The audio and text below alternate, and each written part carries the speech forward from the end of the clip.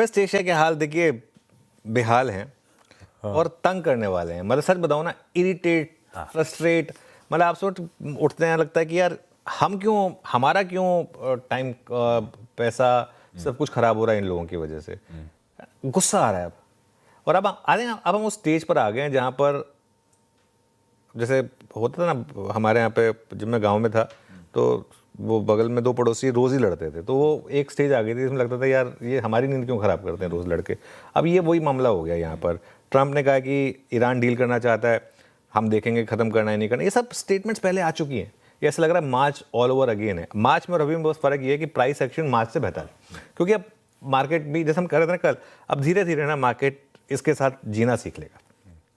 हो भी रहा है अनलेस एंड अनटिल कच्चा तेल जो है वो 110 120 ऐसे पहुंच जाए। अगर वो नहीं होगा तो ये सब लड़ाई चलती रहेगी। अब कुछ समय के बाद हम उसको हेडलाइन बनाना ही बंद कर देंगे, ठीक है। जब तक ये थोड़ा सा एक नियर टर्म का शॉक फैक्टर है वो एक वो रहेगा, ठीक है। अब वो कह रहे हैं ईरान को अपना व्यवहार बेहतर करना चाहिए। सेंट्रल कमांड के बार बार स्टेटमेंट आ रही हैं, वो कह रहे हैं कि हमने दोबारा हमले शुरू किए हैं, 3 बजे से हमले शुरू किए हैं।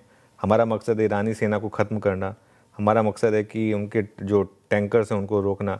ये सब कर रहे हैं हम। ये सब उनके जो शहर हैं वो और सब जो हम वो सैन्य ठिकाने हैं, बंदर अब्बास, केशम, तुनब, बुशहर, ये मैं तो पहली बार नाम भी सुन रहा हूँ एक्चुअली, ऑनेस्टली स्पीकिंग, ठीक है ना।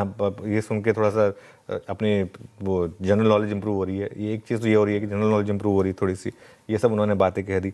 जो उनके स्पीकर हैं उन्होंने टेलीग्राम पर बयान दिया। सोचिए आजकल टेलीग्राम पर बयान आ रहा है, कह रहे हैं कि हम युद्ध का स्वागत नहीं करते ना इसके पक्ष में, लेकिन हम लड़ना जानते हैं। तो ये मतलब एक जैसे कहते हैं ना, ये एक दो स्ट्रॉन्ग प्लेयर्स के बीच में एक अब आर्म ट्विस्टिंग चल रही है बेसिकली।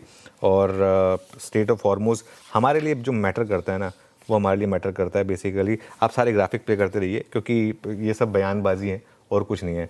हमारे लिए क्या मैटर करता है कि कच्चा तेल कहाँ पर है और स्टेट ऑफ हॉर्मुज़ से हमें सप्लाई मिल रही है या नहीं मिल रही है। हमारे लिए ये दो चीज़ें मैटर करती हैं at the end of the day. अच्छा एक चीज़ बताऊँ मैं आपको, जैसा मार्च में हमारी एलपीजी की किल्लत हो गई थी, आज कह रहे हैं एलपीजी की ओवर सप्लाई है। तो अब ये सब चीज़ें जो है ना वो उस हिसाब से चेंज होती रहेंगी। अच्छा सिर्फ कच्चे तेल को मत देखें, ब्रेंट को, इंडियन बास्केट को भी देखें, इंडियन बास्केट को भी देखें और इंडियन सप्लाई को भी देखें कि सप्लाई मिल रही है या नहीं मिल रही है। आई थिंक ये भी काफ़ी इंपॉर्टेंट है, इस चीज़ को भी आपको देखना है। तो आई थिंक ये कुछ चीज़ें हैं जो आपको बेसिकली देखनी होगी।